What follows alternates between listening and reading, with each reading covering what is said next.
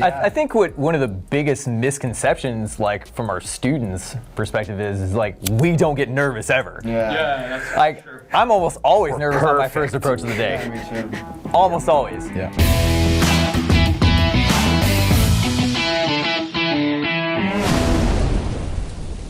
I had an approach where I was directing the daytime and this girl screamed out loud like, "Oh my God, get the fuck away from me." And I turned to everybody, I was like, "I like women." And then she like looked at me and her expression completely changed and like warmed up to me. We're talking and I was like, "You like screaming in public, right? I like doing it too." So we started playing the penis game where who could yell penis louder. And then I was like, this girl's really fun. And it was like a really hard challenge at first, but I didn't care because I don't really care what the people around me think, and I'm just gonna express the truth that I like women. That's why I went and talked to her. So that congruency really shifted the way she looked towards me, although when she screamed that out loud, that definitely, you know, caught me off guard. You know, you're not really expecting that. I was like, ugh, ugh. But then I stepped into it proactively instead of reacted to it. I was proactive by saying, "I like women," which also kind of released some of that, right? So it was really powerful. And that's one of the biggest fears, is what everybody else is gonna think about you. Yeah. And you realize nobody cares. Even in that moment, I'm sure people were like looking. 10 seconds later, nobody cares. They go back to their own thing. What happens if other people see you approaching a girl and they disapprove? They'll think you're straight. They'll think you're straight.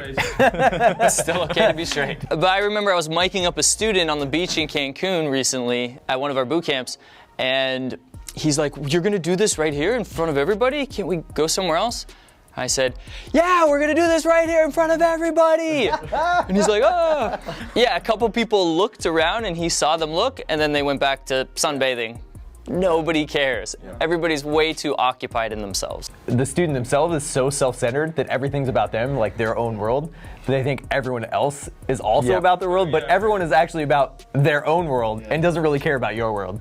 But you can test that. Just go out and clap, or I don't know, scream, or as we said, just dance, whatever. Take headphones. That's a cool challenge. Take your headphones, put some music in, go in the middle of a busy street, and dance for 5 minutes. And like Nobody's. worst case scenario, you earn some money. That's it. In our mentoring program, one of our students asked what to do when you have social anxiety. So he gets very fast nervous, he gets his heart to pump out of his body, and he sweats, and he just doesn't know what to do when there are many people in a room, or if he's speaking to a woman. Yeah, it's happened to me. That guy needs to meditate every single day. 20 minutes in the morning, 20 minutes at night, minimum. And on top of that, when you have social anxiety and you're in a group, it's actually great to spend a lot of time in silence and kind of just observe. Do the meditation while you're around people, observe the thoughts and the feelings that are coming up, and just be present with them and welcome them. Because letting go of all these reactions and micro reactions, because that's really what social anxiety is. You have so many socially cued micro reactions within you that it creates a very uncomfortable emotional state. So if you use actually the groups of people you're around as a way to safely stir up, be silent with, and become more aware of these patterns, as you bring more presence into them, you'll break them up and you'll see a very rapid shift in your social anxiety. Yeah, I agree with that. I usually used to do, when I was kind of anxious in nightclubs, I would just go on the dance floor, watch the lights, listen to the music, and just stand there. It's very weird because people are looking at you. That can actually help you to have people start to talk to you, and that helps you to get rid of the anxiety because they start to approach you, even if it's just to make sure that you're okay or whatever, but it helps you to just accept it. It's like the same thing that you do when you're by yourself in your house meditating or going through a guided mindful meditation. You focus on your breathing, you focus on your awareness and what's going on in your body, you focus on the environment. If your eyes are closed, then you focus on the sounds, and you can do the same thing in a nightclub or in any situation when you're trying to be more social or go meet a beautiful woman. Take a deep breath, bring your awareness to your breathing, feel your feet on the ground, and just bring your awareness to your whole body. I like to actually feel the anxiety in my body and just realize it's nothing, it's just a feeling. That's all it is. And then scan the vicinity, notice the different things that you didn't notice before. The details in the environment, right? Just like David said. There are a couple other techniques. Another one is actually to spread your peripheral vision. If you spread your vision, like if you notice when you have anxiety, you're super focused on like one thing, and you're like, oh my God, this girl is gonna talk to me, and then it's gonna go horrible, and you're like ultra focused. You can actually, if you start looking more peripherally, start to calm yourself down as well. Just another way that your physiology affects your psychology, right? Interesting. Yeah, in my case, like I've had to deal with anxiety a lot, so I've learned it was either like psychological, emotional, or physical. So I would do a couple of things. I would actually scream to get in my body, to relax more. Especially in clubs, sometimes I would use like drummer earplugs, like the edemotic, because it would cancel a lot, because a lot of the stimulus that I'm having actually just overstimulated me more, because I was so sensitive to the environment. And as I started to understand how my body reacted, like I would just breathe more, because like that's just what calmed me down the most out of all that. Yeah, overall anxiety is a good liar. It makes you feel that you just can't control anything. It's just a reactive state, right? So it's excitement. The only way to get rid of it is actually to focus on something else. Yeah. Like as we said, meditate, focus on your body, go and dance, laugh with your friends. Yes. Just start to laugh and release that. Focus on something else and slowly just get used to the environment. Yeah, and start taking action, like Brian just said. It can be very small action. You want to approach that beautiful woman and you're so in your head trying to analyze what to say or what to do. Or is she with that guy? Or are those people going to hear? What are they going to think about me? Instead, just take a small step. It could be just saying something to somebody nearby. It could be just going up to her, but just asking for directions. It could be, if you're in a nightclub, it could be just high-fiving somebody, like you said. It's just take a small step, do something. And then that builds some momentum, that gets the ball rolling, and then you start getting out of your head, more into your body, and then going to go talk to the cute girl, or taking the conversation past the directions, do you know where Starbucks is a lot easier. The fundamentals. Always go back to the basics. Realize that everybody in the nightclub or social setting is just as concerned about what other people think about them as you are. And you know, we tend to think, if we have a lot of social anxiety, like the entire room is hyper focused on us, but it's actually us immensely hyper focused on the feeling itself. And that spinningness gets you out of control and going into this state where you feel like everything's gonna almost like the world's gonna fall out from under your feet, right? Everybody in that room or that place is just as concerned about what other people think as you are. You're not the only one going out there with some anxiety too. Girls have the same thing. They're competing against each other for resources. They get dressed up. There's nothing a woman hates more like when I take my girlfriend out or I don't tell her like what event we're going to, and she like if she underdresses or overdresses, dude, it's like it's a catastrophe, right? Right? I relate to that. True. We really do have it a lot easier. When you are in the club or whatever situation and you're just feeling like overwhelmed and you just can't get out of your head and your heart's pounding, just allow yourself to sit in that for a second. Allow yourself to just be there, just going back to the meditation. It's just like a meditation, and just feel it instead of trying to fight it. That's the tendency that we want to fight it and we want to like, why am I nervous? This sucks. And we're just like, it's just resistance.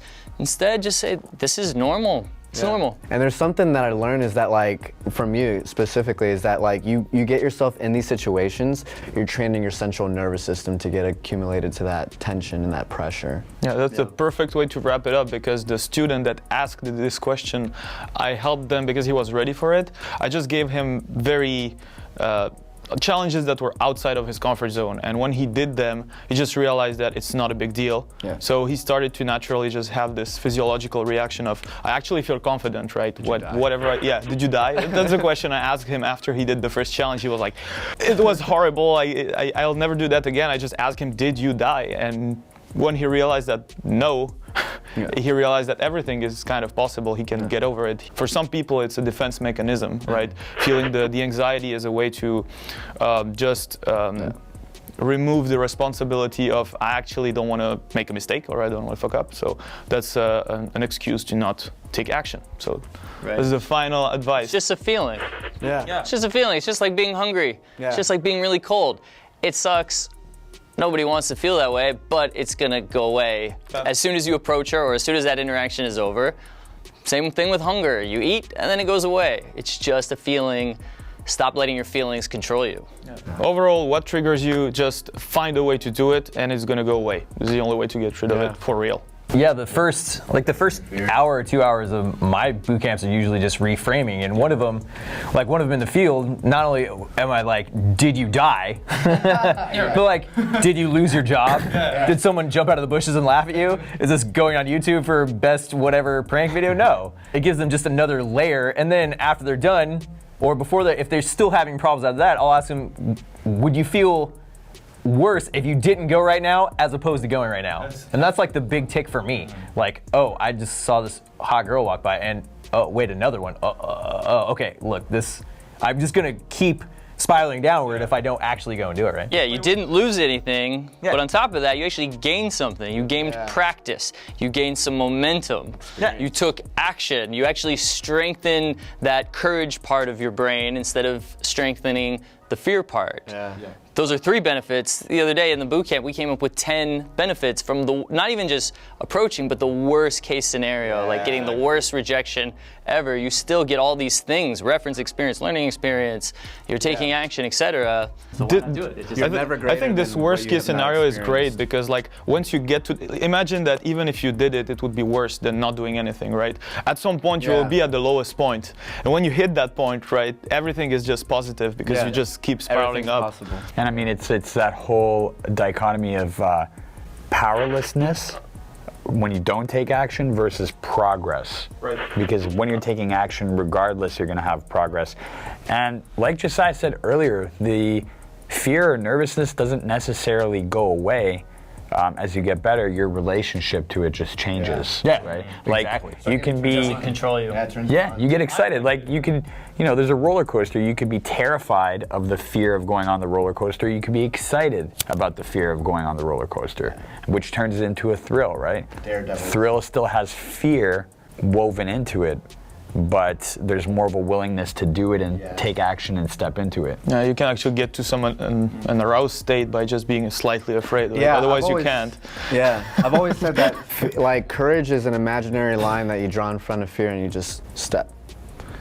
That's it. The growth never ends. Yeah, and when those worst case scenarios happen, then you're like, this is what I've been afraid of the entire time? Yeah. Getting laughed at or getting rejected. And she wanted to come home Everything's with fine. me afterwards, actually. Yeah, like we left and she was like, what are you doing afterwards? And I was just like, what is going on?